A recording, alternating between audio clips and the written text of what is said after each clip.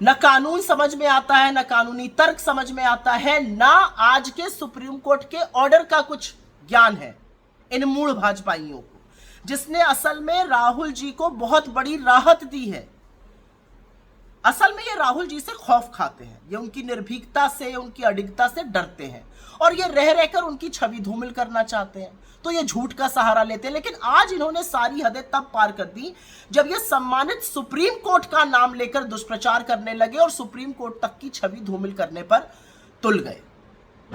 असल में तो एक बात बार बार साबित हो जाती है कि दुनिया की सबसे बड़ी फेक न्यूज फैक्ट्री, जिसका नाम भारतीय जनता पार्टी बीजेपी भी है, वो महा झूठों और मक्कारों से भरी हुई है। देखिए, तथ्यों पर कोई दो राय तो हो नहीं सकती है, तथ्य तो तथ्य ही होते हैं, तो कुछ तथ्य समझ लीजिए।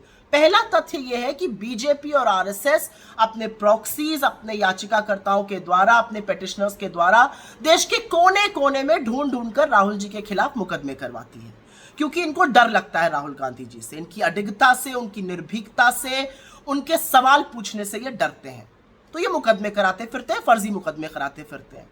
दूसरा तथ्य ये कि राहुल जी के खिलाफ करीब 30 से ज्यादा मुकदमे, और ये उनके लिए बैज ऑफ ऑनर है, और उन्हीं में से एक मुकदमा लखनऊ के ट्रायल कोर्ट में चल रहा था, जिसके खिलाफ एसएलपी के रूप में अपनी पिटीशन लेकर राहुल जी सुप्रीम कोर्ट आए थे। सुप्रीम कोर्ट ने न सिर्फ राहुल जी की याचिका पर नोटिस जारी करी, बल्कि लखनऊ के ट्रायल कोर्ट की प्रोसीडिंग्स को भी रोक दिया। और यही नहीं, राहुल जी की याचिका में जो जो रिलीफ थी वो उनको पूरी तरह से मिल गई। तो भाजपा झूठ क्या फैला रहे हैं ये मैं समझ नहीं पा रही हूं। लेकिन आपको याद ही होगा, कुछ ही दिनों पहले जब राहुल जी खुद लखनऊ के इस ट्रायल कोर्ट में गए थे, तो इन्हीं भाजपाइयों ने, इन्हीं फेक न्यूज की फैक्ट्री वालों ने, इन्हीं मूढ़ भक्तों ने एक वकील की फोटो को यह कहकर साझा किया था कि असल में वो जज है। दे cast aspersions on the judge। जज की साख पर भी इन्होंने सवाल उठा दिए थे, उसको भी धूमिल करने की कोशिश की थी।